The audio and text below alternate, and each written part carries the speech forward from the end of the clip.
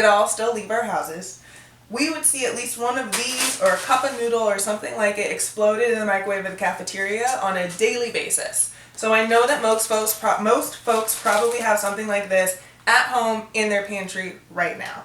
And I get it. These are really convenient. They taste good. They're cheap, cheap, cheap. But if we're looking at the nutrition facts, there isn't a whole lot going on with here in terms of nutrients. We're looking at a lot of sodium and we're looking at some carbohydrate. Something else to note as well is that if we look at this, it's showing that this package is actually 2 servings. But I don't know anyone that splits one of these with anybody.